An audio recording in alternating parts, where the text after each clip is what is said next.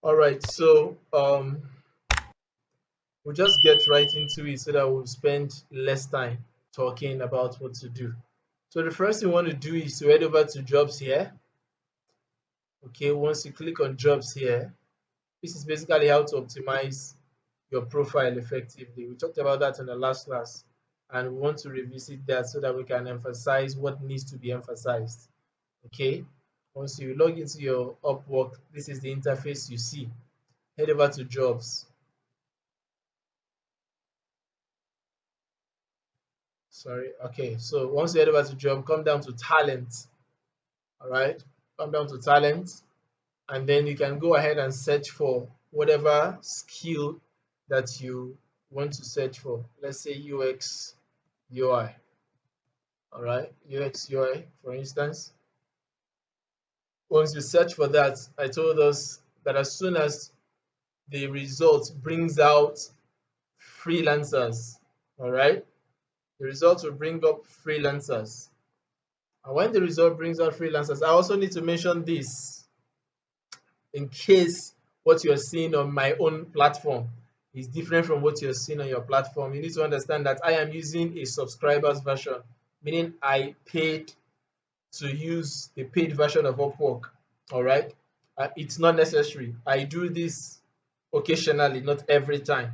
All right. If I see that probably I want to, you understand that when you watch the video that talks about, or the recording that talks about how to purchase Connect, I explained that in details.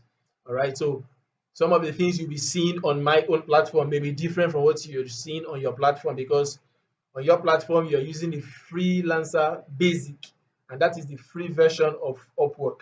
But I am using the paid version of Upwork.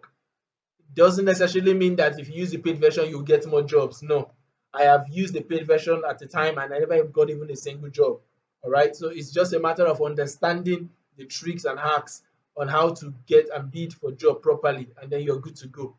Okay, so don't be disturbed whether or not you're using a paid version or a free version. But if you can afford, I will also recommend you try out the paid version, because there are some other features that it enables you to enjoy when you are working on it. A typical example is you also get to see, when you're in the paid version, you get to see what other freelancers like you are bidding. So if I see a job, for instance, and I want to bid for the job, a paid version of Upwork will help me see what other people are bidding for that job. It gives me an idea of how much has been the highest bid and what is the lowest bid, what is the average bid. And that enables me to be able to see exactly what would be better for me to bid, so that I don't bid too extreme that I won't even get a chance to see what the client really needs. Let me just give you an example of what I mean. When you're on the paid version of Upwork, this is a typical example of what you see. Um, Sorry, this is coming up.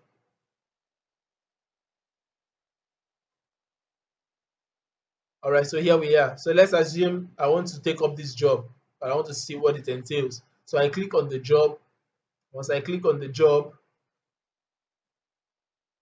sorry, the network today is a little crappy. Once I click on the job opens up fully for me to read through. Okay, so I can scroll down. Now, this is what I meant. You can see the bid range. When you're on the free version, you won't see this thing. This is just one out of many other features that you enjoy when you're using the paid version. So for this job particularly, I have seen how much the client is bidding for this job, $20 as a fixed price. Okay. And now people are already bidding $30 as the highest bid, and then $10 as the lowest bid. Others are bidding 19.40, that's the average bid. So if I want to apply for this job, this gives me an idea of how much other people have bidded for this job, and then I'm able to bid in between this range. Okay, so that I don't go to the extreme. Of course, you don't want to bid, a wise person will not bid beyond what the freelancer has already placed, because I mean beyond what the client has placed, because this is what the client says they can afford, even though some of them may be able to afford more if you convince them enough that you are able to do this and deliver excellently beyond their measures. Okay, but the idea first is to get the client to give you the job. So you don't want to do that by bidding beyond what they already said they can afford for this job. All right, so that's just a typical example of what differentiates the paid version of Freelancer on Upwork, and then the free version. All right, so we get back to what we were saying before now. We search for UI UX designers, and these are the people we see here. I told us in the previous class that to optimize your profile so that you can better craft or see what other people in your niche are doing. Okay, you simply head over to this section down here. All right, I won't dwell so much on this because I did that extensively in the previous class. I just touch on a few things. I said go to end amount, come down to 10K. Okay, that means you want to see the profiles of those that have earned $10,000 and above. Okay, once your profile once the page brings that up, then you can begin to check them one after the other. See how they crafted their profile, and then see what is common amongst all their profile, and then take a clue from them to craft your own profile. Already I said I will give us a sample of what a profile should look like so that we can use that as a template. Okay, if I check the other person here, you see what their profile looks like. This is actually a Nigerian, as you can see here, he's based in Ibadan, and then you saw the way he crafted his profile, listed out the tools he uses, listed out the services.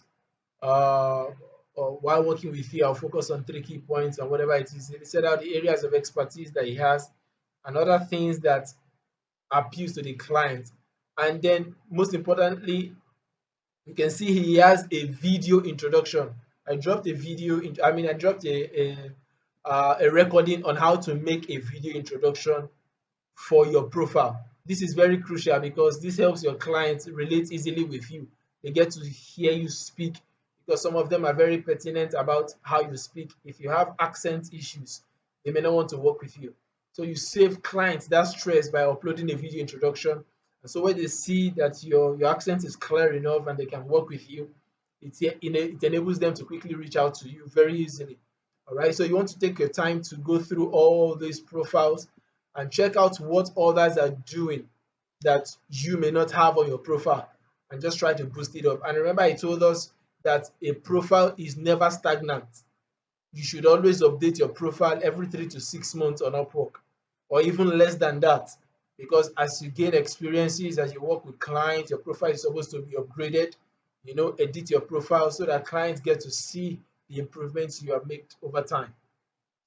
Now, there is other things that I want to quickly point out here before we go straight into searching for jobs and bidding for jobs. This is my own personal findings actually, and I've implemented it, but I'm still in the process of getting the exact result I want. And what do I mean? If you search for freelancers like this, you will discover that a lot of them are affiliated with some agencies on Upwork. When you see things like this, these are agencies on Upwork. When you see things like this, you see that there are people, some freelancers that are actually affiliated to agencies. You can see this is an agency. All right. So when you open those agencies up, just click on the agency. When you open that agency up, the agency profile is either private or is not available. Okay, so we can view this one. We can always go back. That's not a problem. There are several agencies, or another way you can find them is just come down here and click on agencies. So it will bring out agencies that specialize in your skill. Remember what we searched for was UI UX. It will bring out agencies that are specialized in your skills. Okay. In this case, remember we also ticked 10,000 and above. So this will filter down agencies that have probably earned 10,000 and above or so. So this is one agency. Let's click on this and see what we have here. All right, this is creative agency, Fakel or whatever it is pronounced as. Okay, you scroll down, it talks about design with crispy cross web development with a fire in our heart, and this is just an overview of what the agency is about. They are into web development. These are their services. They are into web and mobile design. They are into brand identity and strategy, and so many other skills like that. Okay, so you look out for the one that applies to you. When you scroll further down, you are able to see what the agency has done over time, their work history on Upwork, and you can also see their business managers. Okay, these are their business managers. Some of them are top rated. This one is a rising talent. Usually, the first person is the owner of the agency.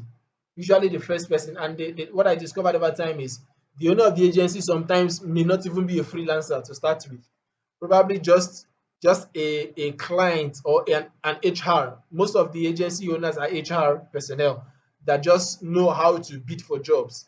So they try to sometimes get freelancers to join their agency so that they can work together. You understand? So what I did over time is to reach out to some of these business owners, these agency owners. You click on their profile.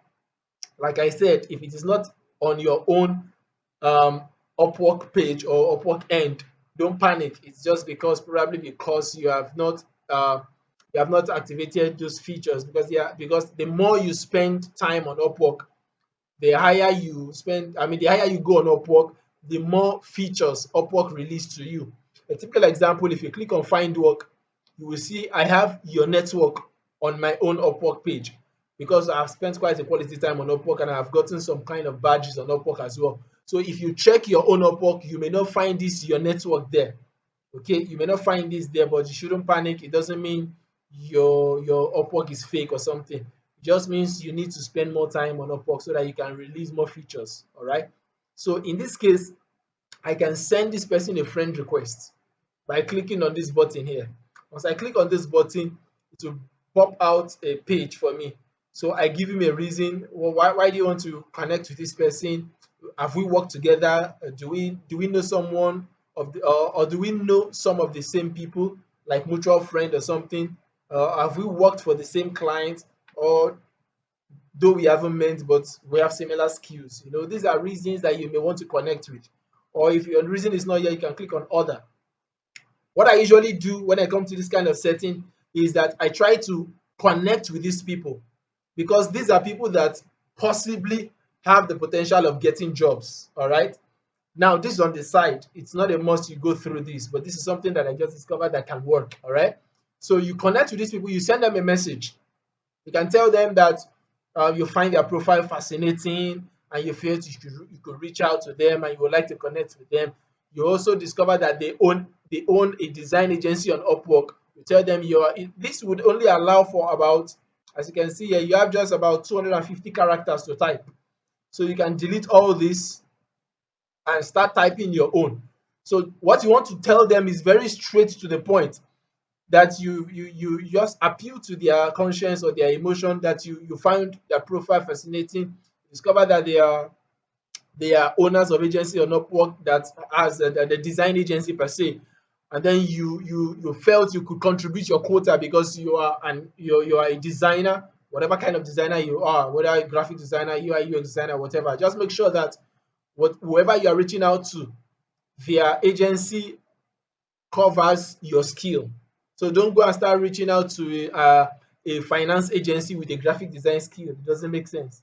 All right. So you appeal to their emotions, tell them that you're an expert in this field and you feel you can contribute a whole lot to their agency with your skill. You wouldn't mind contributing that by joining their agency, whatever.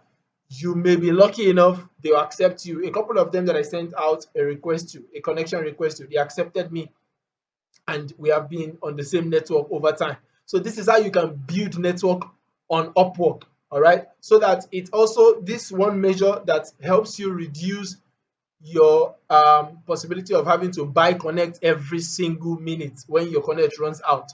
All right. Because when these people add it to the agency, agency actually operates differently. Okay. But you need to understand that when they add it to the agency, some of them require you to pay to join their agency. The reason is very straightforward, because agency also buy connect. All right. Agencies also buy connect, and they pay more for agency to buy connect than what freelancer gets to pay. Okay. Now, if you are to be added to an agency, it means you are following their terms of service or their terms and condition, not just following strictly Upwork's terms of service, but now you have to also adhere to the agency's terms and condition. But the good thing is, once you get a job there, it's easier to get a job when you are under an agency, as opposed when you are a freelancer, because some clients prefer giving out jobs to agencies, because agency stands as a body that they can hold responsible, as opposed freelancers. But don't get it wrong, it does not mean that you cannot get a job as a freelancer. All right. I'm only exploring or exposing you rather to other opportunities that many people don't know about. All right. So this is one way to just reach out to agency owners and build networks and then get more opportunities for jobs. All right. So I can close this down. You can open up other agencies like that to see exactly what you stand to gain. Okay, so there are other agencies like that. If you just scroll down, you can see this is another agency. You want to always check out what they have earned. If you don't see anything here, it probably means that that agency has not even done any work on Upwork. You can see this one has earned about $30. Some agencies like this may also have hidden their earnings. Okay, they might have decided to hide what they have earned over time. So not all of them that have blank pages like that have not earned. Okay, this one has not earned anything on okay, you can see this person has earned, but their amount or their amounts that that they earned has been hidden. There is a feature on Upwork that allows you to hide what you have earned so that others don't see it. Okay, so scroll further down, you can see this is basically the owner of this agency. There are just two of them, and this person is top rated plus, this person is also top rated plus. So you can reach out to the two of them and appreciate them and then try to tell them that you would like to connect and join their agency or connect with them. Whatever it is, they are good to go. All right. So this is one way you can reduce your unnecessary purchase of connect and still be able to get other jobs that you may not even necessarily have applied for. All right. So we have covered how you can reach out to people, create connections, reach out to business agency owners, and all those stuff. So let's head over to how to search for jobs properly. Of course, to search for jobs, you want to make sure that this is set to jobs. All right, this is set to jobs, and you search for the kind of job you want. So this time around, let's say you want to search for, um, let's say, mathematics teacher. All right, mathematics teacher. All right, there we go. Want to search for jobs related to a mathematics teacher. And once we come down to jobs like this, what we want to do is to filter the jobs. When you search for jobs, you want to check out for a couple of things. One, that you streamline your job filter to payment verified, meaning you only want to see jobs that was posted or that jobs that were posted by clients that have verified their payment on Upwork, because this helps you reduce the rate of wasting connect. A lot of clients may be new to Upwork. Don't forget, you may even meet scammers on Upwork, especially those who will tell you to reach out to them on Telegram, reach out to them on WhatsApp, and all those stuffs like that. Avoid those kind of jobs. If you read the Upwork terms of service, you would have read or come across the place where it's read that you should not take your job outside Upwork, because once you do that and the client scams you or the client does anything outrageous, Upwork cannot guarantee anything at that moment because you have already violated their rule. And if you report it to Upwork, you might even stand the chance of being banned. All right. So avoid taking your job outside Upwork. Now, when you check out jobs like this, when you search for jobs like this, the first thing you want to do is to filter out those ones that have not verified their payment. Get it clearly. It does not mean all of them are scammers. No. It just simply means you want to reduce the rate of wasting your connect, because each job costs you connect. And you want to make sure that you're spending your connect well on possible potential clients that you know that they have earned or they have employed other people on Upwork. So if they show a track record of higher rates on Upwork, it simply means that these clients are serious, they can employ, or because they have employed in the past. All right, other than submitting proposals to clients that have never employed before. So you want to make sure that you're submitting your proposal and you stand the chance of getting a reply. And remember, don't forget that every reply you get, you stand the chance of winning 10 connects for yourself for getting a reply from any client at all once you send a proposal out. All right. So once you filter out payment verified, that is where you begin to see all this payment verified, payment verified, payment verified. You see that? Now the next thing you want to filter is 5 to 10. 5 to 10 simply means you're looking out for jobs that has only 5 to 10 people, or about 5 to 10 people who have submitted proposal. Because as a new person on Upwork, once a proposal exceeds 20 and is going to 50, because you will see some proposals where it will say proposal 50 plus, meaning over 50 people have applied for that job. You don't want to go into that competition because it is fierce. You want to look out for jobs that have less amount of proposal. Now, once you filter out this, the next thing you want to look out for is when was the last time the job was posted. Usually, how this thing works is that some jobs will be posted on Upwork, and perhaps a lot of freelancers at that moment were not online, so they don't get to see the job. And once the job exceeds 1 hour, 2 hours, it seems as if Upwork algorithm will just reduce the rate at which they show that job. And once that happens, it means that less people would apply for the job, because when freelancers don't see a job, they don't get to apply. So the competition becomes less. You can see this job was posted 4 hours ago, and only 5 to 10 persons have applied to the job, even though the client's payment is verified, and the client has spent over $6,000 on Upwork, meaning this client employs people. So his problem is not about the client now. The problem is about freelancers seeing the job, or the problem could be that not enough people are qualified for this job. Okay, so these are the kind of things you want to check out. Now, another thing to check out for is, apart from the fact that you want to know how many connects this costs you. In this case, this costs 2 connects. In this case, 6 connects. In this case, 6 connects. You can see that. Another thing you want to check out for is, when was the last time the client checked on this job to see if there have been any proposals submitted. How do you see that? You click on the job. Once you click on the job, some of the jobs will not show it up, okay? But most job will. You click on the job, scroll all the way down. You see this, last viewed by client 2 hours ago, meaning the last time this client came to check on this job was 2 hours ago. It simply means that the client probably still comes around to see if anybody qualified enough for the job has applied. All right. So these are the kind of job you want to submit applications to, that the client still comes to check on the job, not the one that the client check the last time the client checked was probably 1 week ago. Those kind of jobs, you don't want to risk your connect for them. Okay, they want to risk your connect for them.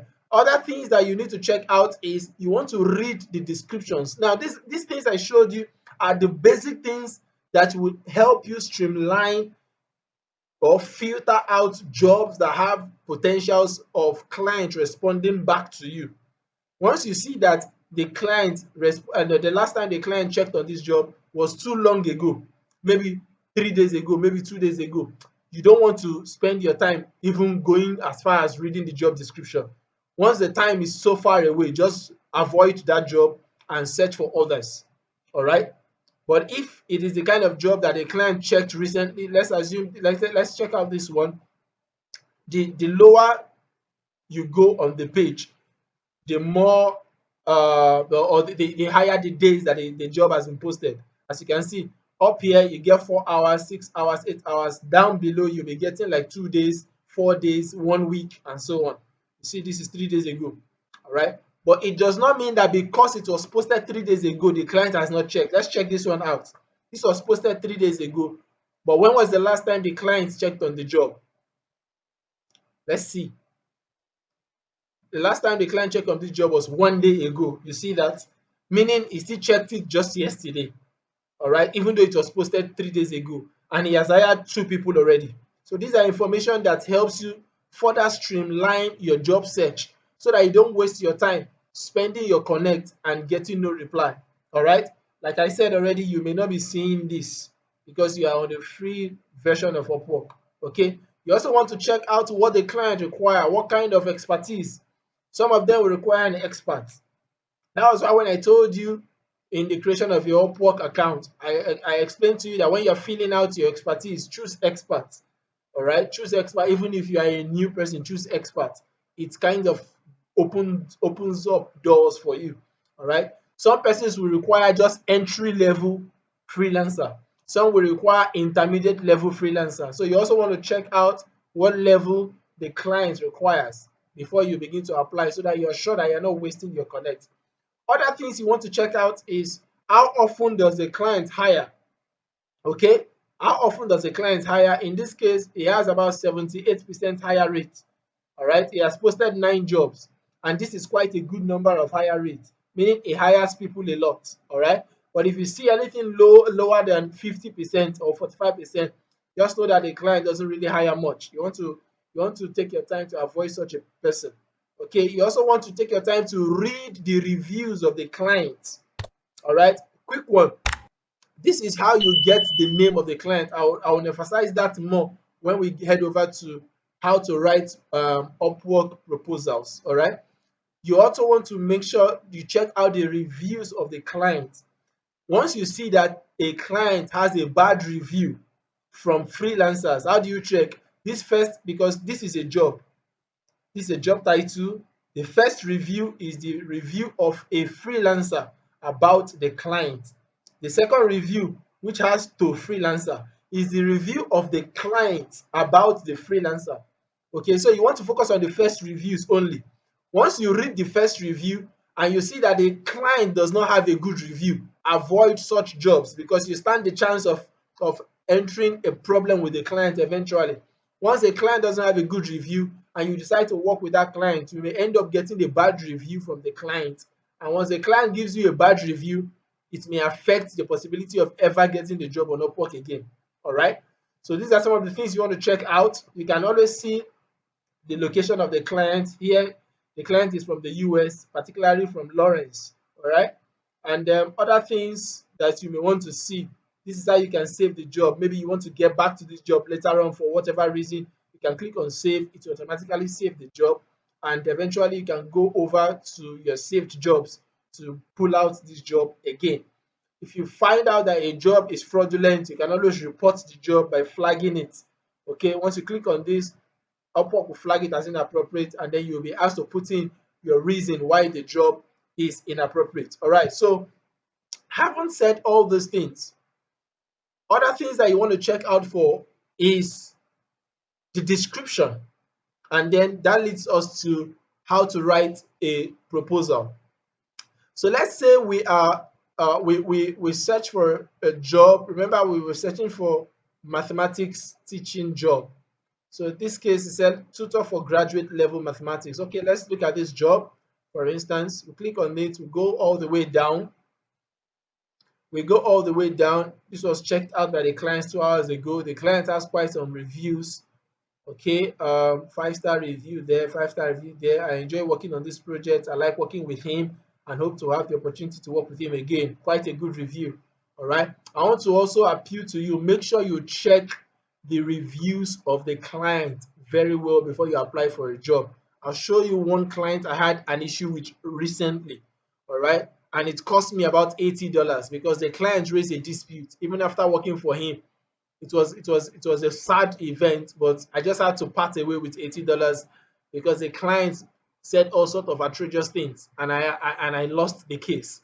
All right, so I want you to watch out for those kind of persons because you may end up not winning such clients. Now, I'll head over to my messages in this case and show you what you need to watch out for whenever you see those kind of clients. Avoid them where possible. This is a client in this case.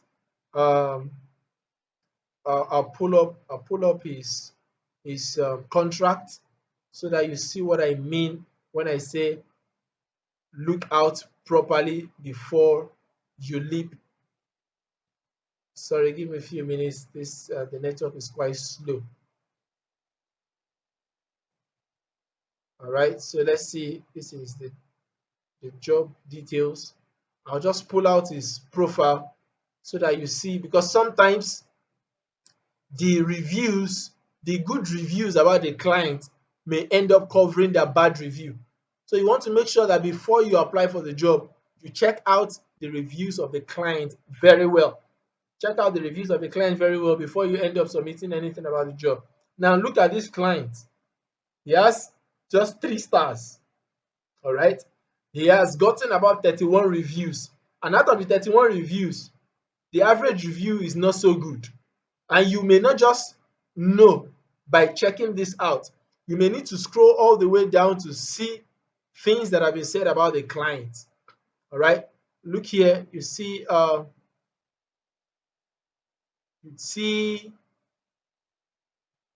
this. I wrote a review about this client. It's yet to pop up. I'm sure it will pop up eventually anyway. So you see this. This is a 5-star review. If you're not careful, you will think this client is a good client to work with. This is a 5-star review. It's a 5-star review. But when you open this, you see view more. When you open it further down, you keep seeing 5-star reviews. We have worked a lot together. It's great to work with this person. Very clear instruction and very cooperative. I really enjoyed working on this project. Blah blah blah blah blah. Now you go all the way down and you will begin to see the real reviews about this client. Just give a minute, give a minute, give a minute. Now you see this. This is a 1-star review. You see the review about this client. You see that these good reviews has covered this review about this client. It doesn't mean the client is such a bad client, no, but it gives you a glimpse into the kind of thing that the client does. And this was my mistake. I didn't take my time to scroll all the way down to see exactly what this client has as review. Now, if you read this kind of review, it says, I don't normally do this as I give my utmost to all my clients. However, as a client, he is rude, which is very true. I discovered that myself.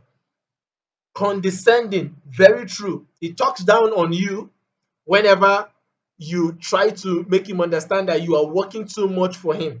All right. This client will want to, anyway, before I say further, let's read further. And difficult to work with. He does not listen. He criticizes everything you do and does not respect personal time.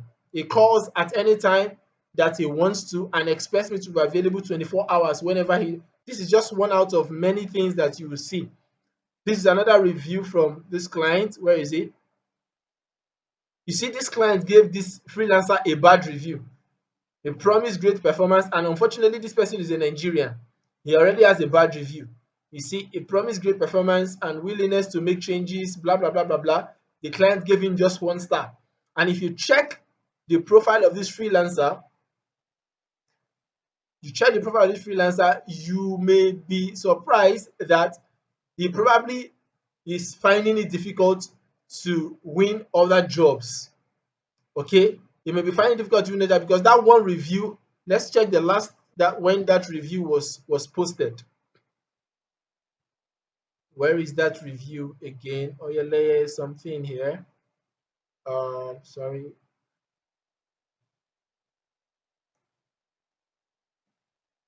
Sorry, I'm taking the time to explain all this because I like to teach from experience so that my students don't end up in the same mess that I have experienced in the past.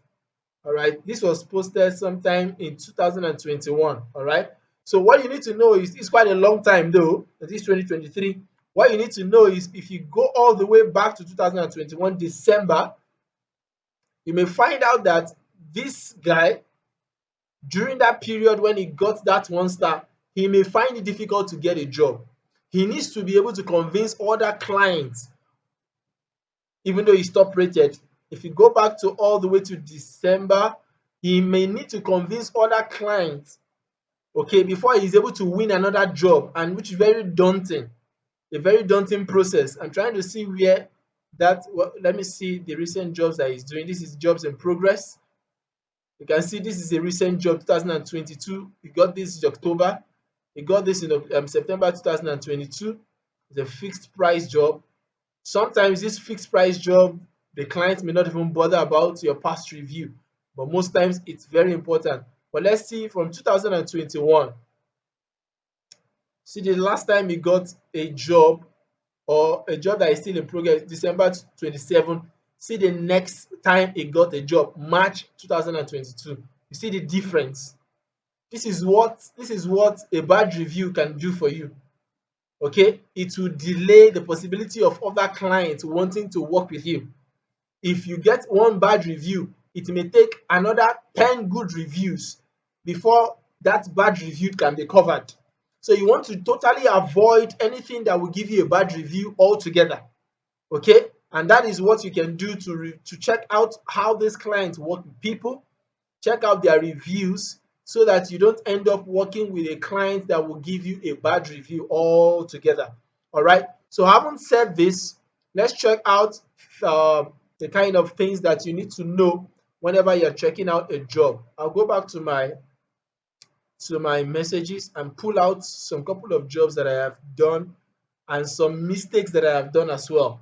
I'll begin with the mistakes anyway.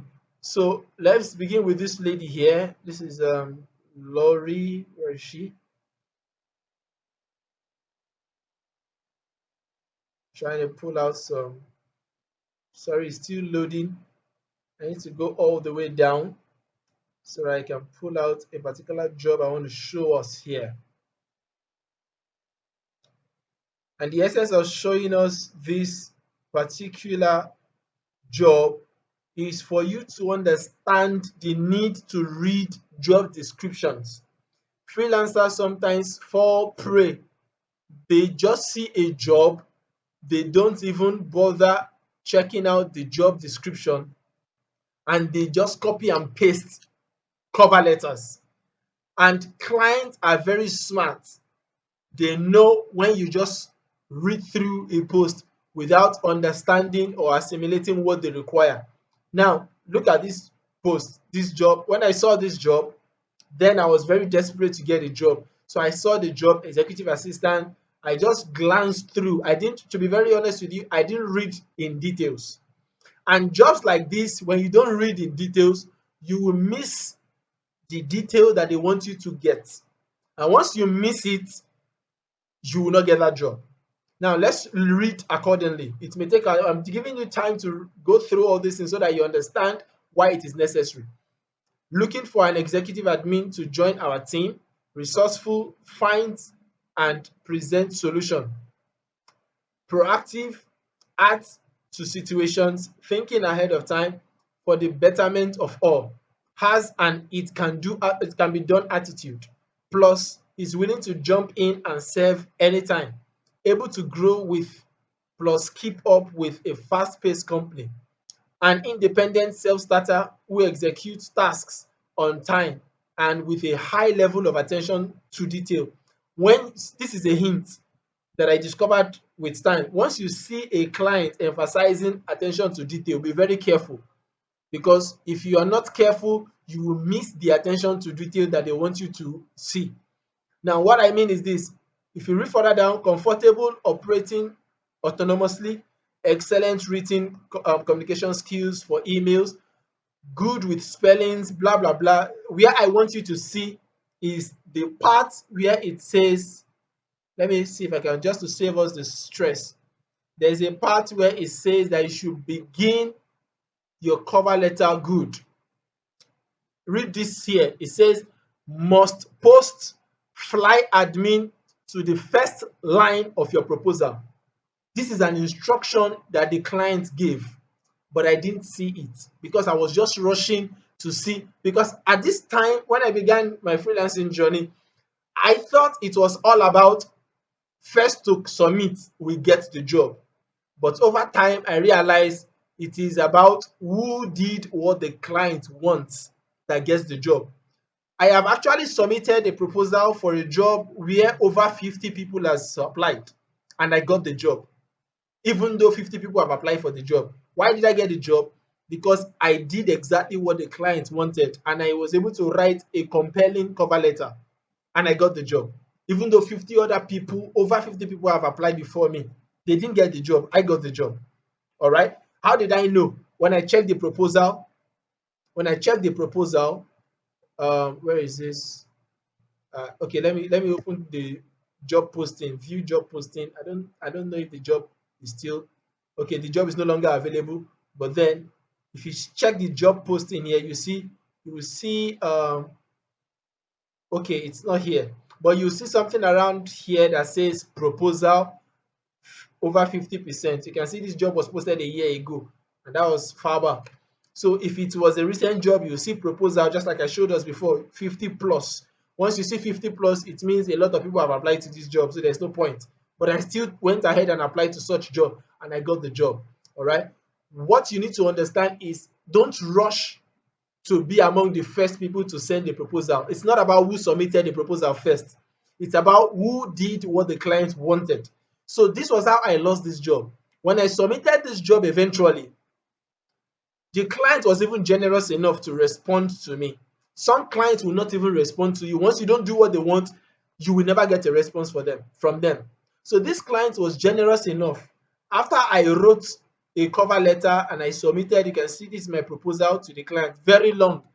And this was when I was even still hustling and struggling for jobs on Upwork. All right. Now, I realized over time that it's not even about the length of what you wrote. All right. Sometimes some persons will write a very short proposal, they hit the nail on the head and they get the job. Very simple. So I did all that needs to, at least to my own understanding, I did everything I needed to do.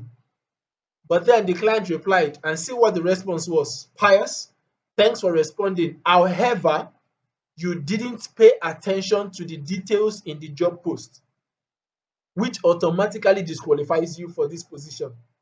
I purposely put instructions for the first line of the cover letter that you did not follow, which tells me that you didn't pay attention to details in the manner that we are looking for. Very straightforward. You see, this client I said was even generous to reply. Some clients will not even tell you anything. They won't even tell you why you didn't get the job, but you will not understand why. You will think it's just my luck was not on my side. No, sometimes it is the fault of the freelancers.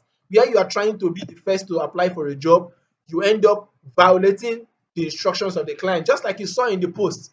The client posted must, this is an instruction, must post fly admin to the first line of your proposal. You see, stupid me, I was even arguing with the client. Let me show you. I was even arguing with the client that I did everything because I didn't even know I did something wrong. You see, I said, thanks, Lori, for your response. I am sorry if you feel I didn't pay attention to the details of your posting. However, I did read every detail. You see me? Very stupid of me. I did read every detail of your job posting and the requirement thereof. And I was busy defending myself. And see what the client responded. The job post had a line that you needed to have on the first line of your proposal or of your response. Fly admin. The instruction were listed as part of the job post. This is a way to see who truly pays attention to detail and helps us know who can get to the next level. You see that? When I saw this, I had to go back again to read the job afresh. And that was when I came across this line that I must post fly admin to the first line of my proposal. What does this mean? That when I am writing out my proposal, I'll show us how to do that eventually. Let's say this is a job I found on Upwork. Let's say this is a job I found on Upwork, and then I'm interested in this job. I'll click on apply now.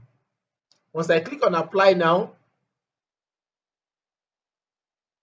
sorry, the network is a little crappy tonight. Once I click on apply now, this is what a proposal looks like on Upwork.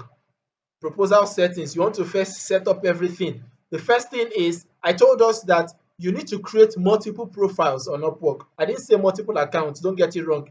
I said multiple profiles. And when you have created multiple profiles, you want to make sure that for every job you apply, you use the you use the respective profile for that job to apply to the job accordingly. So in this case, I am applying for a teaching job. I'll have to search for my teaching profile, but unfortunately, I don't have a teaching profile. But let's assume this is my teaching profile. Teaching profile is a specialized profile. It may be different from your general profile. Your general profile is the original profile you created when you first created your Upwork account. So that profile, that skill that you use to open an account on Upwork is your general profile.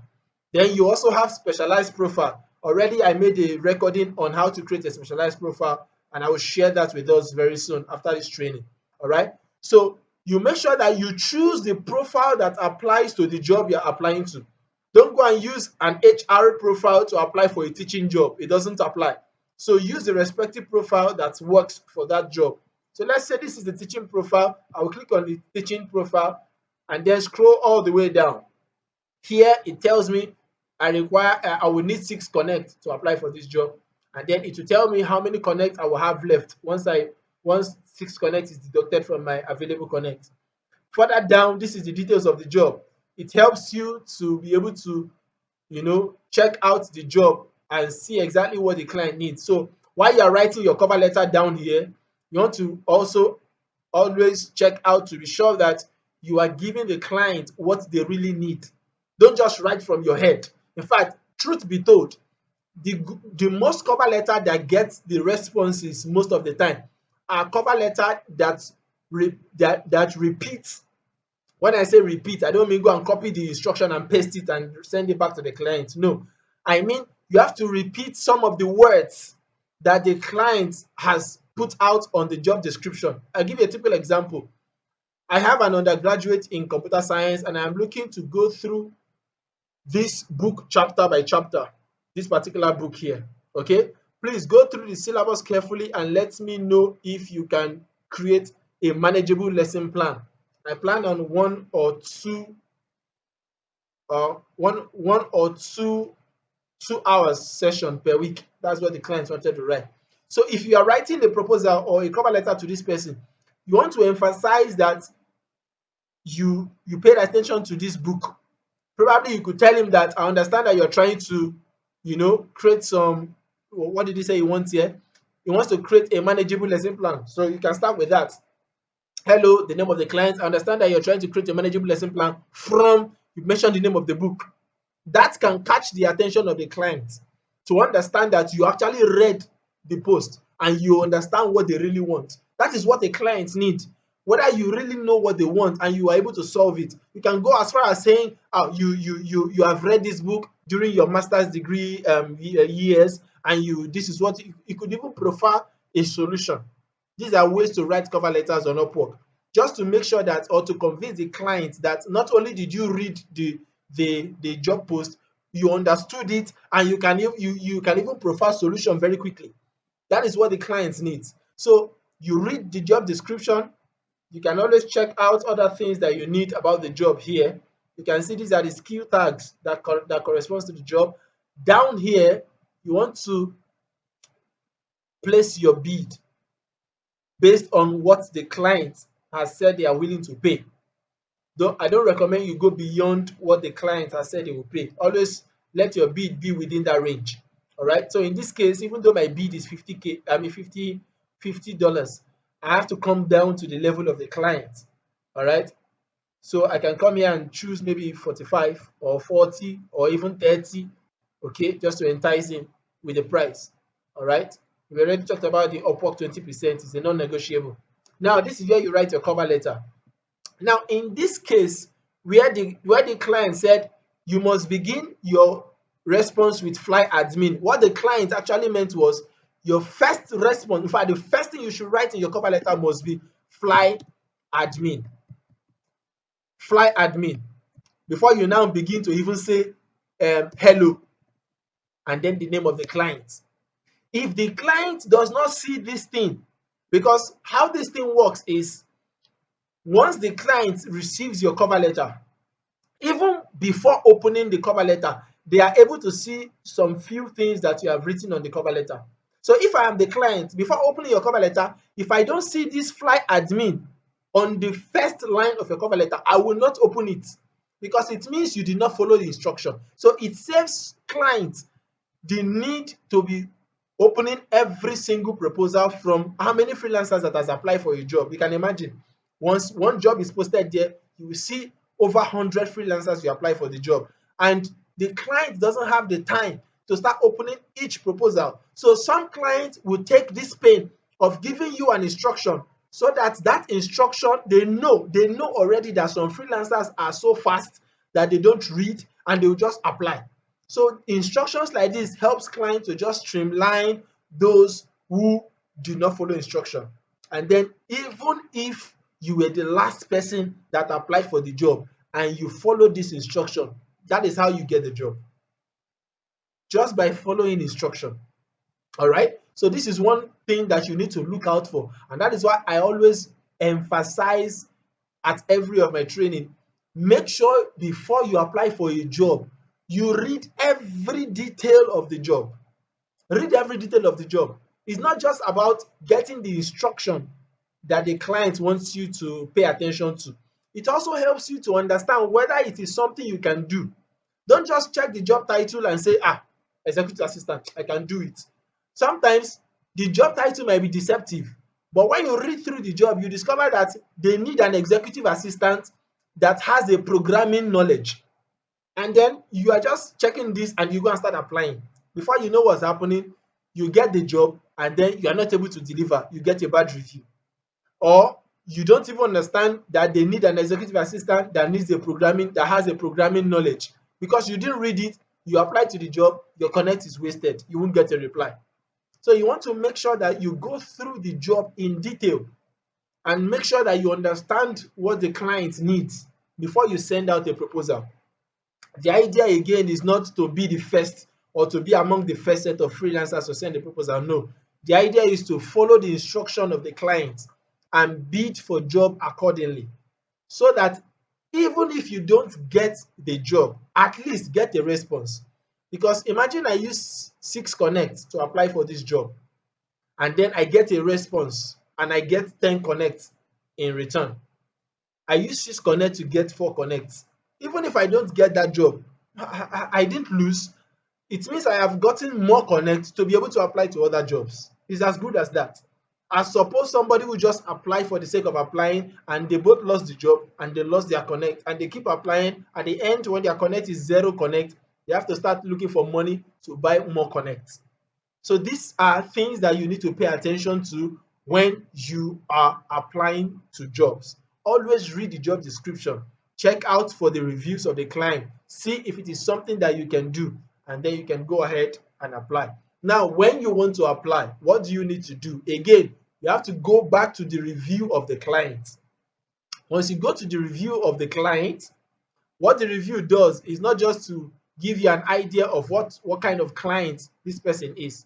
The review also helps you find out the name of the client, because a good cover letter should always begin with the name of the client. Hello, James. Hello, Paul. Hello. Don't just say hello. The only time you can use hello to start a cover letter is if you were unable to find the name of the client. And how do you get the name of the client? You come all the way to their reviews and read their reviews. Again, focus on only the first line of the review, because that is the review that was written by the freelancer about the client.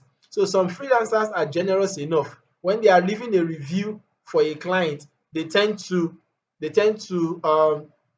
mention the name of the client alongside the review that they are writing. Something like, I'm not sure I can find something like that here. Let's see other jobs and see if we can find something like that. Let's see, this person has spent $50. He hasn't really spent a lot on Upwork.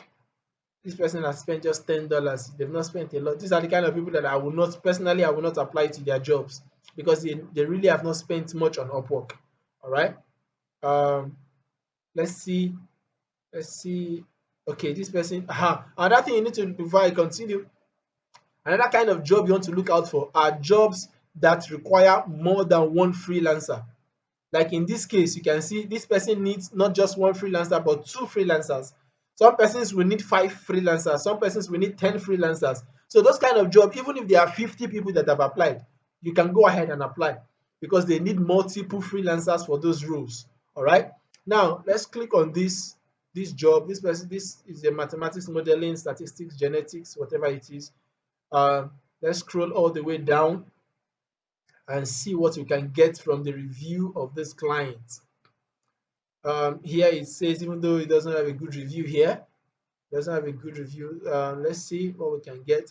The project was interesting. I worked on it more than planned. I think I had the knowledge of image J, but the concept of the concept of cell staining was not clearly clarified. The client was not ready to cooperate on develop the macro, whatever it is. I don't think the name is here. You can scroll further down, open the stuff, and then just search. Usually the name will be on the first line. All right. Most times you find the names on the first line. You see Abe. You see that Abe is a pleasure to work with. Abe is a pleasure to work with. He is very, this is a name, Abe, but are we sure that's the name? I want to find out again. You can scroll further down to see if you see the name has repeated itself again. Or is it the same thing? Abe was a pleasure to work with. I think the same person. Okay, this is the same freelancer.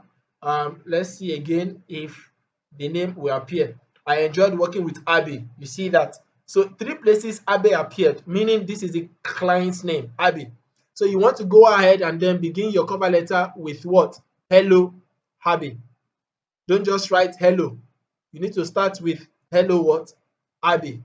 When clients see this kind of introduction or this kind of salutation rather, they feel they owe you a response because you did your due diligence by going as far as fishing out their name. In fact, sometimes the client may even mistake you for a freelancer that has worked with them before for knowing their name. So that is one good thing with trying to figure out what the name of a client is so that you don't just go and write like every other freelancer. Imagine starting a cover letter with hello. The client will ordinarily begin to think because there are so many freelancers that because they don't know how to write cover letters, they just go on Google. Once they go on Google, they type cover letter for executive assistant, and you know Google can always provide such a cover letter for you. They just go ahead and copy the way it is verbatim, and then they come here and then they paste, and then they shoot out the cover letter, they submit their proposal, and it's gone. And you see the problem. Once the client sees such a trend, they know that this one is a copy and pasted cover letter. It's not even related to what I posted on the job. All right. So your cover letter should always refer back to the job. Should always refer back to the job. And I'll quickly show you a sample of a cover letter that I've written that has actually gotten me responses. All right. Quick one. Quick one. Let's go back to the one that got me responses recently. This is where is this young man? All right, this is the one that I'm working with presently, or one of those I'm working with presently. This person actually, I didn't apply for the job. He reached out to me. He invited me for the job. Okay, invited me for the job, and then I applied for those kind of jobs. That is one thing. That is one thing you get when you optimize your profile properly. When you optimize your profile properly, you will be getting invites for jobs. Okay, and when you get invites for jobs, you don't need to apply with Connect. For invitations that you receive or that you get for jobs, what you do is to apply with your proposal or your bid. And when you get invitations like that, it means the client has checked your profile and they feel that you are fit for the job. So whatever you now send out as a proposal will determine whether they were right about you or not. Okay, but what I mean to pass across to you is that when you get invitations for job and you apply for the job, you use Zero Connect to apply for that job. All right. So this job was sent to me by this client. This was his invitation, and it was specific. He said he needed Nigerians only. He said, I run a solar panel energy company in Lagos. We give solar panels for free to buildings, then sell the excess electricity to neighbors. Our standard rate is half of what an individual electricity bill was before. And then I'm looking for sales rep to sell this. I will be happy to help on a brief call to further explain the job. The salary is flexible and influenced by commission. All right. Estimated budget 500. I have already closed this job. All right. But when I got this job, when I got this invitation, of course, I had to apply. I had to send out a cover letter. All right.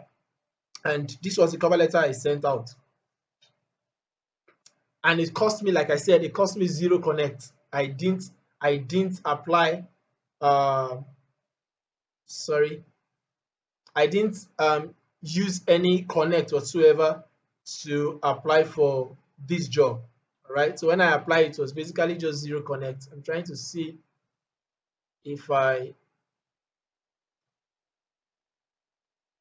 can't seem to find my cover letter. I think there's a problem. My This is supposed to go all the way up, and I'm not seeing the cover letter. I mean, yeah. Okay, let me see. View contract. Sorry, just give me a moment. My cover letter is supposed to pop up, but I'm not seeing my cover letter.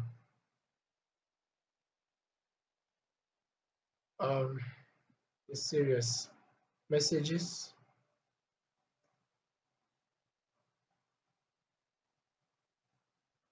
For some reason, the cover letter is not coming up. This thing is still loading. I actually wrote out a cover letter. I don't know why it's not coming up. Anyway, let me check out another recent uh, proposal I sent out that got me. Okay, I think this is it. Sorry, this is it. His name appeared in two places. So that was when he sent me an offer letter. This is when I wrote out a cover letter.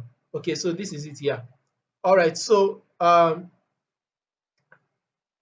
this was the invitation I got. Hello, I would like to invite you to take a look at the job I have posted. You see, it was an invitation. So please submit a proposal if you are available and interested. Salary is flexible. That was the message I got. All right. So I checked out his invitation, I checked out the job posting, and then this was the letter I wrote. This is the cover letter. You can see very short and straightforward.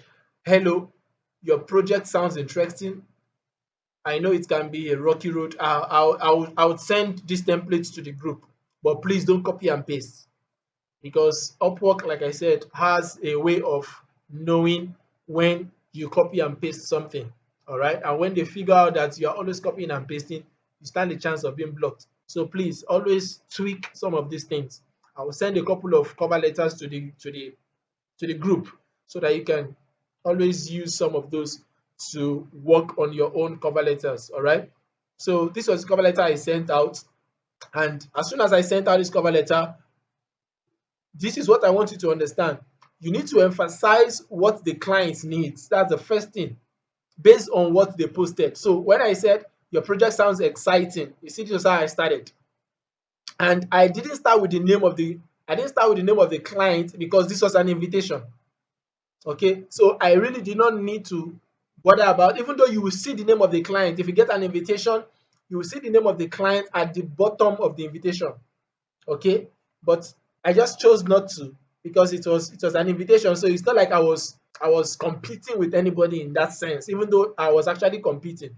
I'm sure he sent out this letter to a couple of other freelancers, but I wasn't really competing in that sense because he probably has checked my profile and he felt, well, this is the person he needs. All right. And you know the funny thing, let me even break your bubbles a little. Do you know that when I got this letter or when I got this invitation, what I had on my profile, because before now I had, and that was why I kept telling us that you need to update, you need to keep updating your profile.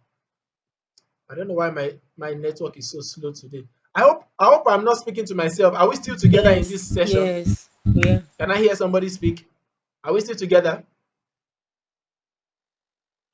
Okay, all right, great. Okay, thank you. So when I got that invitation, uh, I had optimized my profile. Before now, if you check my YouTube channel, you will see some old videos I made on Upwork. If you check those old videos, you will discover that the skill set that I have here is not what I have now because I keep upgrading my skills. And each time I upgrade my skill, I upgrade it based on what I have discovered is the market demand on Upwork. So usually I used to have a sales and marketing profile here. In fact, it was the first profile I had where you have all work. I had a sales and marketing profile here. And that was what I used to get a couple of jobs. If you check, some of the jobs I got here was for sales and marketing jobs. Okay, but over time I got tired of sales and marketing, and I had to just change the profile altogether. And remember, that was why I told you that you can always change your profile at any time to any skill of your choice. It mustn't be a particular skill all through your stay on Upwork. No, try out other things, upgrade your skill, and then you can change it based on the market demand. All right. So by the time this client sent me that message, I had already removed my sales and marketing profile. What does that mean? That your track record will continue to speak for you. All right. So when I got this job, when I got this invitation, rather, where is it? When I got this invitation, when I got this invitation, I didn't even have any sales and marketing profile on my profile at all, on my account. I had removed it and I have replaced it with a different skill altogether, but I still got the invitation. Possibly because the client wanted Nigerians only. And that was why I kept telling us the other time that don't don't buy the idea of people telling you that you have to open your account with a Canadian IP. That means when you're opening your account, you have to tell Upwork that you are in Canada or you are in the US so that they can show you more jobs. No, because if you do that, even though it's possible that you may get jobs, you stand the opportunity of getting this kind of jobs, because there are other people from that area, that side, that part of the world, who also need freelancers from this part of the world. So if they check your profile and they see that you are not a Nigerian and you have probably used Canada to open your account, even though you are in Nigeria telling lies, you lose the opportunity. So you just have to be contented with your country, no matter the challenges that's going on here. Open your account, understand how to work the platform, and then you're good to go. So when I sent out this message, I read the job description, which we already did in the other side, which is here. All right. This is the job description. He already spoke about a solar panel, that he gives free solar panel to buildings and blah blah blah like that. So I had read everything that needs to be read. I have seen the estimated budget and everything that he wanted. Okay. And then I went and then I replied him. See the way I began the cover letter? I said, your project sounds exciting, meaning I have read, no doubt. And I know that it can be a rocky road to finding the right sales representative. Remember what he said he needed was a what? He needed a sales representative. Imagine that I did not read that job description, and probably what he needed was an executive assistant. And I came here and I said sales representative. Once the client reads it, he already knows that this one is not serious. He didn't read what I sent him. He just wanted to submit an offer letter. I wanted to submit a cover letter, and you lose the job instantly, because most people you'll be dealing with on this platform are Americans and Europeans and probably people from the UK. And these are people that they really want to make sure that you understand what they want and you are able to deliver, and that you follow instructions and you pay attention to details. So these things matter a lot. All right. So I told them that it may be a rocky ground finding a sales representative that has the skills you need, who is motivated to work closely with you, and that you can trust to get the job done right the first time. Okay. And went further down, I will talk about how I focus on a small group of clients that I work with. And at the end, I will leave what we call a call to action. Call to action means after you have told the client how you can help him out in whatever it is that he wants to do, you also need to tell the client what next you need them to do so that the both of you can start working. So this was what I told the client. So if you are looking for a motivated, safe set of hands to take the weight of this project off your shoulders and work with you to get the job done right, then let's have a chat. Here is how. Send me an Upwork message. On Upwork message, click the green schedule a meeting button, which is this button here, schedule a meeting button. Okay, I told him to go to Upwork message and send me a message. And when he is on this message platform, he should click on this schedule a meeting button and then choose 45 minutes. Once he clicks on this, you see the option, how many minutes of a meeting do you want us to have? You choose. I am now the one telling him what to do. Choose 45 minutes and I will confirm a time slot that we can hop on a strategy call to discuss your project further and make sure we are a great fit together. You see, this line alone shows this client that I am not desperate. But some persons will go and start writing, I can do the job. I have worked with several companies and please employ me. Once you begin to do that and you begin to position yourself as a desperate freelancer, you're already telling the client that you are lacking jobs and you just want to get a job done. Such once a client sees desperation in your cover letter, they will most likely not want to work with you because they need experts, professionals to work with them. Okay, and immediately I sent this, the client followed the instruction and he booked a 45 minutes call instantly. And in fact, I rejected his meeting time. You see, he booked the meeting for 3 o'clock. I told him I will not be available. I actually was available for that 3 o'clock, but I told him I will not be available. Don't do this, so please. Don't try this strategy, except you are confident enough or you have gotten ground. Because your first mission on Upwork as a new person on Upwork is to get as many jobs as possible. So don't follow this method. I mean, don't follow it closely the way I'm rejecting and offering, because when he offered that we meet by 3, I said no, I would rather meet by 4. And he had no choice than to agree. He said 4 o'clock, right? I said yes. And that was when we met. Okay. So the whole idea here is try to be confident with what you do. All right. Try to position yourself as an expert that you are, not as a desperate freelancer searching for job. Make them understand that you have other things to do. Okay. Not that without Upwork you cannot survive. And there are ways you do that. With the tone of your cover letter, you can easily make a client know whether you are desperate or you are a professional. All right. So this is one way to get jobs, by writing a compelling cover letter. Okay. I have also used this same template for other jobs. All I did was just change the position. So if what the person needs, let me show you another one here. This is another job invitation that I got. Okay. I have the week I optimized my profile, I got about 7 job invitations that same week. I'm not exaggerating, and I will show you very quickly. Now, when I got this invitation again, this person sent me a message and said, hi, please check my post. If this potentially suits you, please create a Loom video like this, blah, blah, blah, blah, blah. I checked, I had to watch the video. You see why I said you must follow instruction. Don't just write, because sometimes if you don't follow instruction, you lose the information that they want you to get.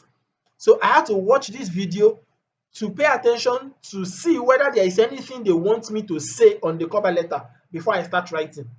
Okay, so don't just jump into writing the cover letter because you want to be among the first to start. And when I finished watching the video, they asked me to also make a video of my own self talking about some certain things which this guy spoke about in the video. So I had to make a recording using a Loom video. So if you don't have Loom, you are lucky. Upwork already provided Loom for you. Just click on record with Loom and Upwork will begin to record the Loom for you. When you are done, you send it out. Now, see the way I started this cover letter. The first thing I posted was the link to the Loom recording, so that when this client sees my proposal, even before opening it, they already see a link to the recording. So they know that I followed the instruction. Before I even started saying, hello, Saima, you see, I started with the client's name here, because when I checked the job posting here, I saw that she wrote her name as Saima here. Okay, I mean, when I checked the invitation, she pasted her name here. So I started by saluting her with her name attached to hello, not just hello. Okay, and then see, it was the same thing I wrote. I know it can be rocky, it can be a rocky road to finding the right executive assistant. You see, in the previous one, I changed it to sales representative. Basically, everything I sent was just the same. And then the same ending. It doesn't mean I will do this for every cover letter. Don't get me wrong. I will show you other cover letters that I didn't apply that. So different cover letters for different purposes. Okay. And then when I finished writing, she responded and said, "Thank you for your prompt response. We are currently assessing the application and will revert to you if you get selected for the next phase. Best regards." It's as simple as that. So sometimes you may not even get the job, but just make sure it is done right. Okay. Sometimes you don't get the job, you have the opportunity of getting access to the client, because each client that even responds to you, they end up on your chat list like this. So occasionally you can always reach out to them, because if a client responds to you once on Upwork, they remain on your chat list like this, and it means that they potentially recruit people. So on occasions, you could just reach out to them. I have colleagues who have done that and they eventually got a job. You could just say hello to them on Christmas time or festive period. You could wish them happy festivities or something like that. Okay, and who knows?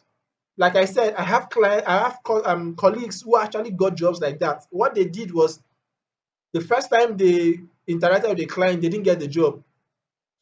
Subsequently, they kept reaching out to the job. Not that you become a pest to them, no.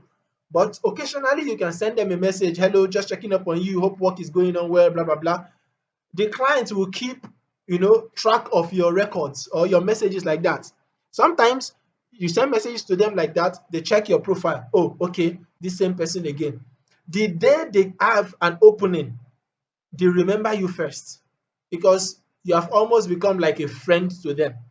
Okay, so this also leaves room for chatting. You can be chatting with the clients at any time. You can even be asking them, are there opportunities that you want me to do for you? You can even go as far. Some people do this and it has worked for them. Personally, I don't do it. But if you think you can do it, go ahead and do that. It may work for you. Some persons go as far as chatting with clients and say that, okay, they would want to offer them a free service for 1 week. Some persons even write that as cover letter, that I will be willing to work for 1 week for you on a free service so that you can give me a good review. Or some will say, so that you can see my ability or test my ability to see if I am a good fit for what you're looking for. Some do that. Okay. You can just different. There is no one size fits all way of writing a cover letter. That's just the whole idea I'm painting here. But one thing that actually works most of the time, even though I don't use it every time, okay, one thing that has worked over time, especially for people like UI UX designers, Chigozie, this will be very helpful to you, and those that are like him. You should try to submit portfolio of your work whenever you are applying for jobs. Like I said, personally, I don't usually do it every time, but most times that it has been done, it has worked. Because when you attach portfolio of your work to your cover letter, it gives a client the sense of what you have done in the past. And then it also helps them check you out from your profile. Okay. So with your portfolio, it helps them streamline the kind of freelancers that they want.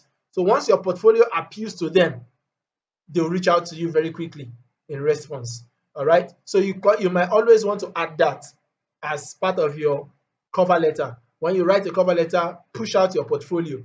When I started writing cover letter, I didn't really have much portfolios because the nature of my skill wasn't such that required plenty of portfolios per se. So what I did was I just pushed out a whole lot of certificates that I got based on the skill. So in this case, for instance, this particular woman, she needed a customer service, I guess. Yeah, she needed a customer service. So I pushed out a lot of customer service related certificate that I got from LinkedIn. Okay. And I'm sure it was one of the reasons she replied to me anyway. And I've done that for a couple of other clients too.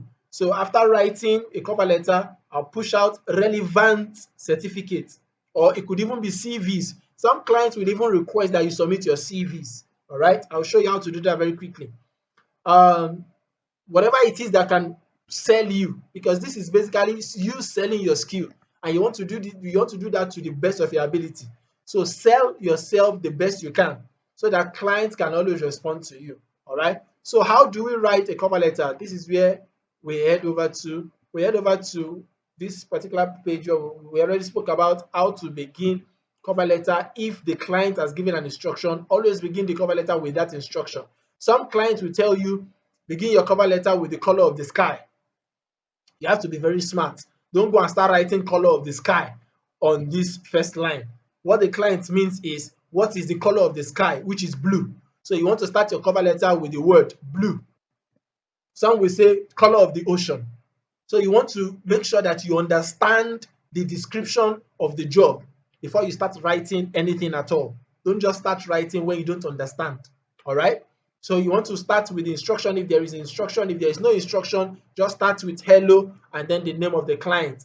And then you begin to write out the cover letter the way it appeals. Like I said, always make reference to the job description. In fact, most of what you should be saying in your cover letter should be coming from the job description.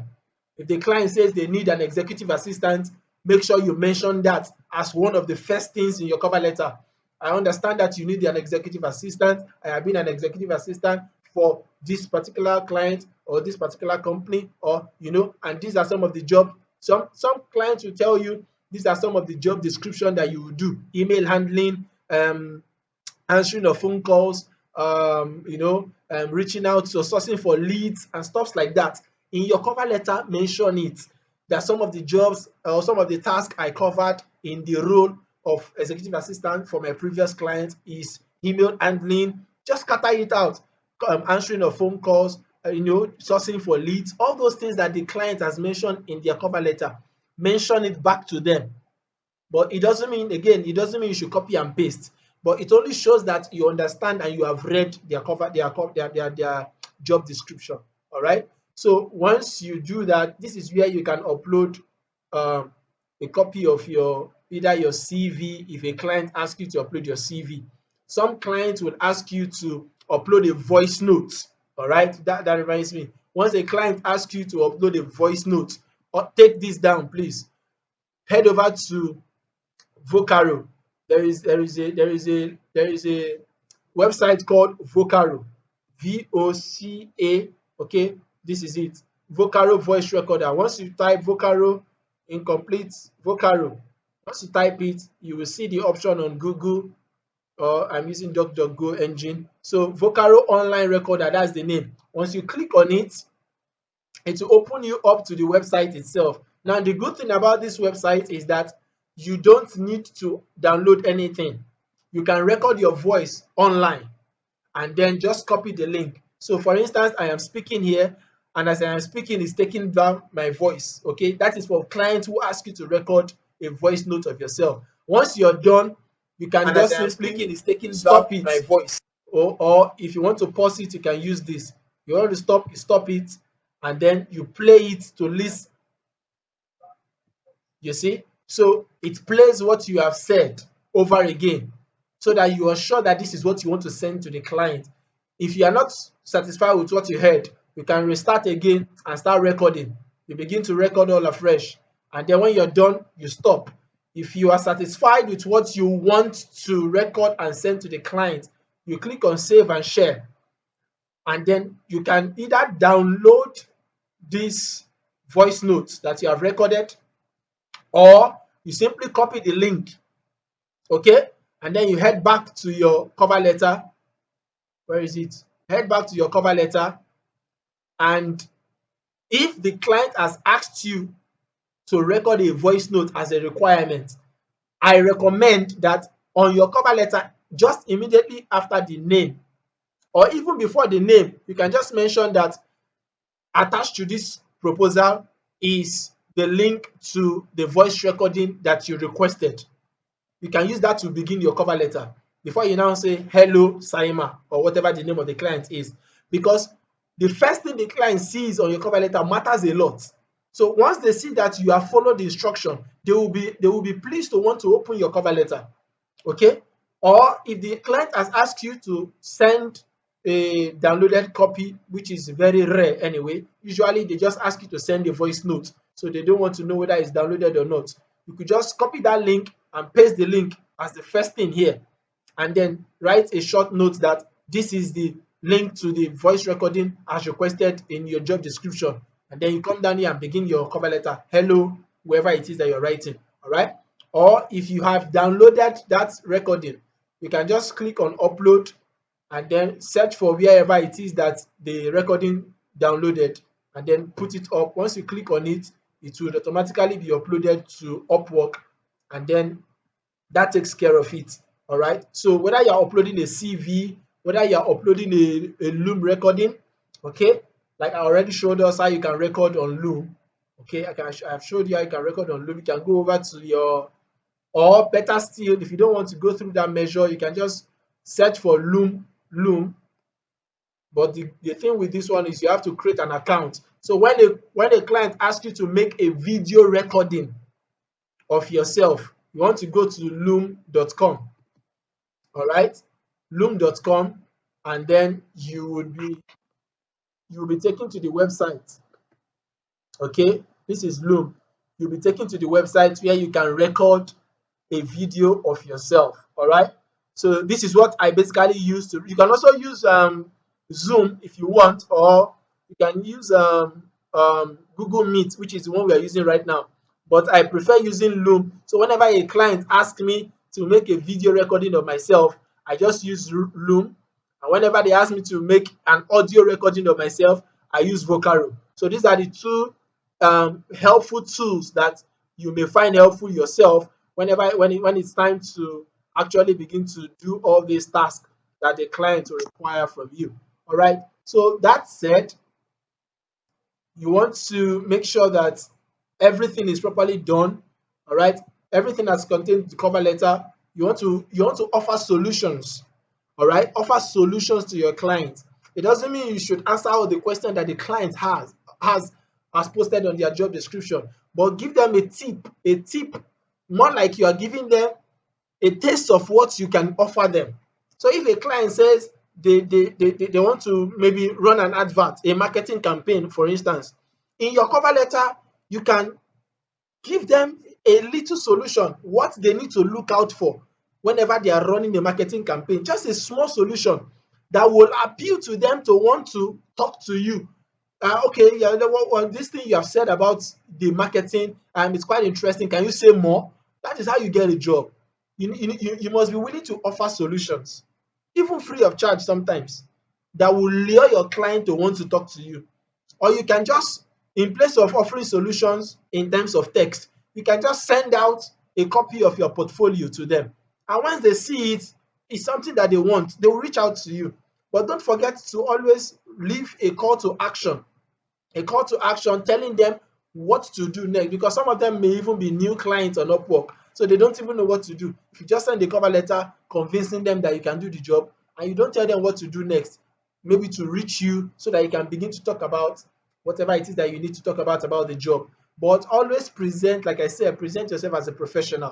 Let your aura or let your tone be such that you are telling the client that it doesn't mean I can work with you already, but let's have a chat, or let's get on a call so that we can talk more to know if this can actually work between us. All right. So that is how you can always position yourself. And then, like I said earlier on, I said you must not always use one cover letter for all your jobs. Please try not to do that, because you may be surprised sometimes that the same client, okay, the same company sending you jobs might send you job again using another account. And if you have used that cover letter before and you're using the cover letter again, you will probably be wondering whether it's copy and paste that you have been doing all this while. So you want to make sure that you try to be as creative as possible, always tweaking your cover letter to make it new every time you send it out. So these are a couple of other cover letters that I have sent that is even totally different from the one I have showed you previously. Okay, like I said, not to worry, I will set samples of cover letters that you can use, okay, that you can use to start off your own. You can see this one here, very short and straightforward. Hi Paolo, thanks for okay, no, not this. This is not the cover letter. This is the cover letter. Okay, so this is another one that I applied to. Let's quickly look at the job. It was quite a risky one, but it was worth it. Let's look at the job and see what I did, because I remember vividly well I need to mention this so that you don't fall victim. I remember vividly well when this job was posted, the job was very specific that they needed freelancers from a particular locality or location. Okay, and Nigeria was not listed. And I'll show you, in fact I need to show you that kind of job so that you look out for those kind of job and you try as much as possible to either avoid them or take the risk. Like I did, I took the risk even though I stood the chance of not getting a response, but I still took the risk and it was worth it because the client eventually responded. So this is the job. You can see this is the job, and the client specified that they needed only freelancers from Europe. You see that they needed only freelancers from Europe. Is this the job? Wow, quite funny. And it's saying that the client checked this job 1 month ago. Can you imagine? And the job was posted 1 month ago. Is this the same job? Wow. I didn't even know it was the same client anyway. So the client insisted that they needed clients for, I mean, freelancers from Europe. But when I started my cover letter, see the way I started the cover letter. I said, "Hi, Paulo," because I figured out his name from his reviews. I do not reside in Europe. However, my skills and work experience qualify me for the position you are seeking. You see the way I started the cover letter, even though I don't qualify for the location he chose. And then I went ahead and I said, "I am an experienced tech support, blah blah blah blah blah." At the end, I made him do something. I said, "I am looking forward to read from you so that I can understand the specifics of your job." Meaning by this, I am telling him that I want him to write to me so that I understand exactly what he wants. And he replied. The client replied, even though he has said he doesn't want freelancers outside Europe. He went ahead and replied to me. He said, "Pius, this is my company." He gave me his company. And then he said, "Please send us a resume clearly indicating all these things." Resume meaning I should send him a CV. Okay? So sometimes don't be discouraged when the client says they don't want people from Nigeria or provided you can convince them. You saw the way I started this. I said, even though I'm not from where you have chosen, okay, but I qualify for this particular job. I am very convinced that I qualify for it. And this was what just got me. And even if I didn't get this job, for instance, I still got my 10 connect. So this is what we are talking about. So some jobs are like that. Some job will even emphasize, let me see if I can get those kind of jobs out. Some jobs will emphasize that they need freelancers. It's unfortunate that I may not be able to, because of time, I may not be able to get this kind of job. Some job will emphasize that you must have up to 80 or 90% job success score, and you will see a red exclamation mark here in front of those things. So anytime you view a job and you scroll all the way down and you begin to see all these red ticks, it means these are the things that disqualify you for the job. But if you still go read the description and you are convinced that you can do the job, then it is left for you to take the risk. Don't say Marcel asked us to take a risk. What I'm saying is, if you feel you are convinced enough and you want to take the risk, please be my guest. I have done it and it worked. Okay, you can go ahead and do it. You can take the risk and apply for the job. And once you apply for the job, if the freelancer checks your profile and he feels that, well, this person may just be the best fit, they will reply to you just like this one replied to me. Okay, so don't be discouraged by all these things. Some of them will just specify, probably based on their past experiences with other freelancers, and they don't want the hassle of having to enter into some misunderstanding with freelancers again. So they just specify, I want people, or like the other man, the other client that specified that he wanted Nigeria only. You see that? So some of them will specify. So if you are somebody who have opened an account with Canadian you Upwork account, you apply to this kind of job, the client may not even want to attend to you because you are not in Nigeria. So these are just some specifications that clients may end up pushing out, not to deter you from applying, but it's just their preference. I also need to make sure that you understand that sometimes you will see people who will, in the Nigerian parlance, who will spoil market for you. There are some category of persons on Upwork that I don't know, sometimes I begin to wonder whether they are normal. You see a job that ordinarily should cost maybe $10 per hour, and somebody from one country will be pricing the job $3, $4, you know. And because of this I don't want to mention any country because I don't know how far this recording can go. I don't know whoever may be watching this recording after now. Okay, so I don't want to mention any country, but I just want you to understand that there are freelancers that would price a job down, and when they price a job down, it will make a client want to consider them because their prices are very low. Let me see if I can see something of sorts here. Their prices are very low. I can see the bid rate here at this moment. So just understand that sometimes clients don't get to respond to you because they found cheaper freelancers. But should you reduce your price because others are reducing their price too? No. You have to just stay. You see what I'm saying? This client says he's willing to pay between $5 to $13, but somebody came all the way to start pricing $3. For what reason? Just because they want to get the job. These are the kind of things that you experience on Upwork, and even though you are better than them, the client will want to prefer to give them the job. Except clients that really know what they want. Okay, sometimes you price yourself very low like this, a client who really knows what they want, they will not want to work with you because they will feel you probably are not a professional. That's why you're pricing yourself low.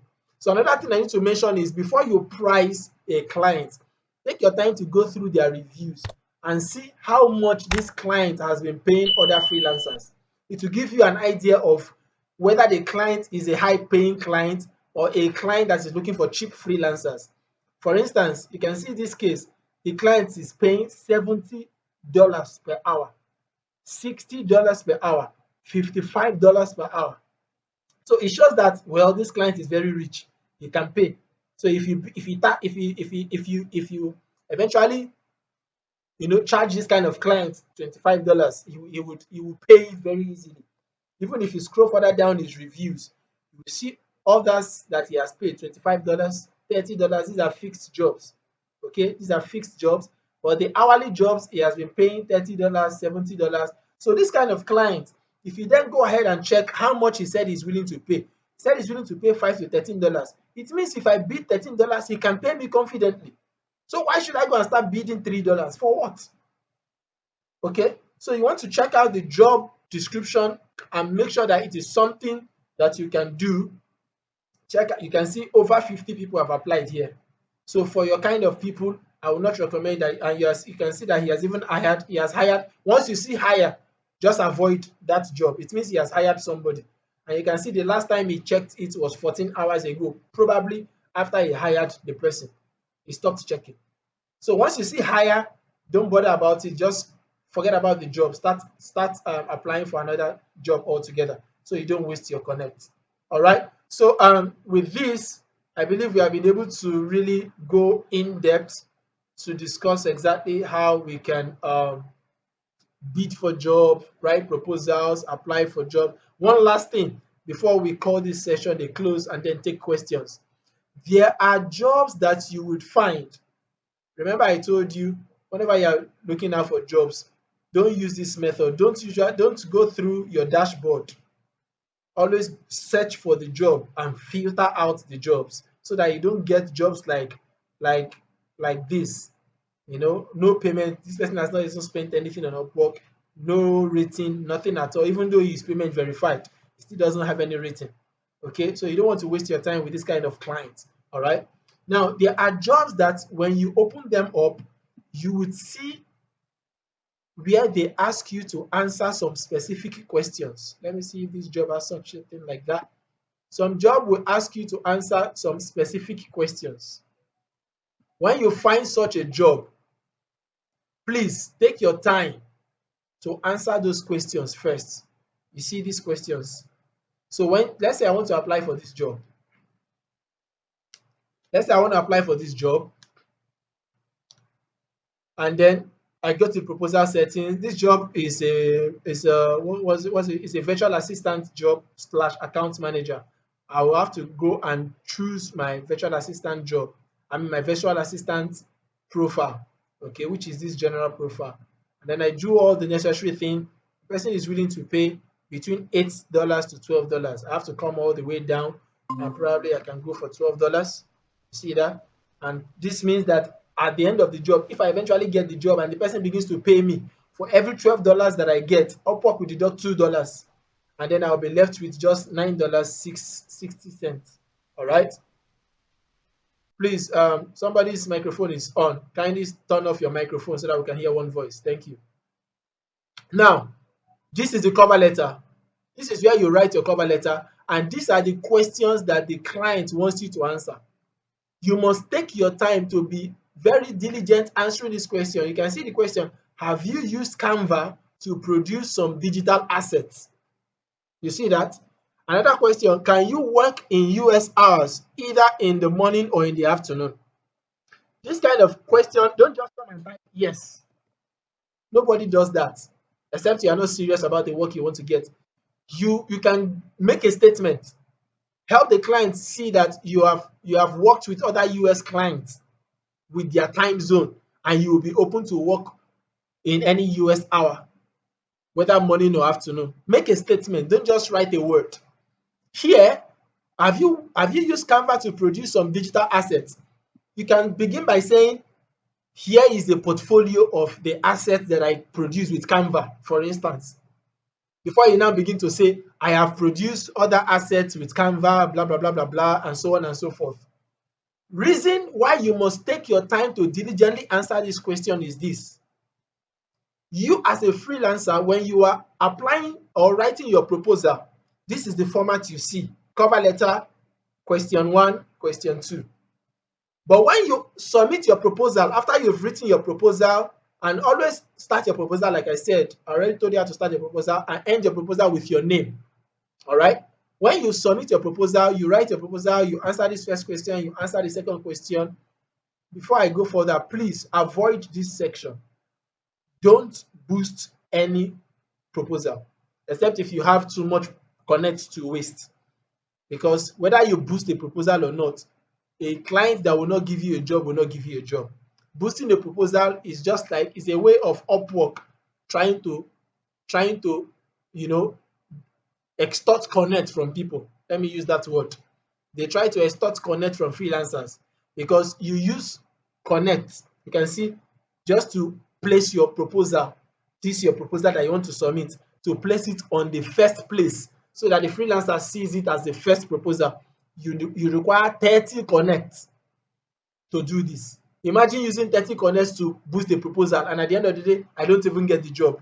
What's the essence of boosting the proposal with 30 connects? So you want to avoid this section. I have never used it. Okay, so don't even try it, except if you have a lot of connect. So once you have written your proposal, you come down here and click on send for. 6 connects means that is the amount of connects that this job takes to apply for it. Okay. Now, when you have written all this, your proposal, and you have answered all these questions, you see the format, you get it here: cover letter, question 1 answered, question 2 answered. Once you click on submit, this goes in the reverse order to the client. When the client wants to view this proposal, he sees the answers to your question first, and sees the answer to the second question next, before he sees your cover letter. So if you spend so much time writing your cover letter and you answer this question shabbily, you stand a chance of losing that opportunity. So you want to make sure that you answer these questions very well. Answer it as if you are writing your cover letter. In fact, answer it as if you're getting this job depends on the answers you provide to this question. Because this is, in fact, a client may even give you the job based on these answers you provide here, and not even bother about reading your cover letter. I said so, and you can quote me anywhere. So once you are able to convince them, because when you see questions like this attached to a proposal, it simply means the client really wants to know that you have the skill that they're asking for here. So when the client, like in this case, if you read the description, you understand why the client is asking for Canva. It says who can participate virtual meeting, who can help with daily tasks, supporting marketing via Canva for quick asset design. You see the problem? The client is very specific with what they want. You can see Canva coming out here, and that is why they went ahead and used it as a question. Have you used Canva to produce some digital assets rather? So you want to take your time to answer these questions, and these are the kind of places. Somebody's microphone is on. Please turn off your microphone. These are the kind of places where you should even submit your portfolios. So if you are the kind of, for instance, if you're a graphic designer or you are a virtual assistant that has a graphic design skill, these are the kind of places where you should post your graphic design portfolios which you did with Canva. Okay, this is the kind of, if it is a link that you have where you have designed things with Canva, you can drop the link here. If it is a Canva design that you have done, okay, that you already have saved on your computer, on your phone, you can upload it here and come up here to mention it that I have attached some assets which I produced with Canva to this proposal. Please, or for your consideration, please view them. Just make a statement like that and then come down here and attach those Canva designs that you made, or Canva or digital assets that you made with Canva. You understand? Or if you don't have them, or you just have their link, you can just add their link to this section and then make a statement about it. This was a project that I made with Canva design, a digital asset that I made with Canva design, blah blah blah. For your consideration, you can just say something. What I'm trying to pass across is, make sure you diligently answer these questions, and it applies to every job you find on Upwork that has a question to be answered. Answer the question before you even think of writing a cover letter, because you may even get the job with the answers you provide to the question. All right, but it does not mean that you should omit the cover letter or forget about the cover letter. No, answer everything, but spend more time on the questions. All right, so with this we come to the end of today's freelance tutorial. So I'll be taking questions from us. If there are things that you would like us to attend to, you could kindly bring them out so that we can trash them all at once. All right. So are there questions? Are there questions that needs to be answered? This is the time to ask your questions.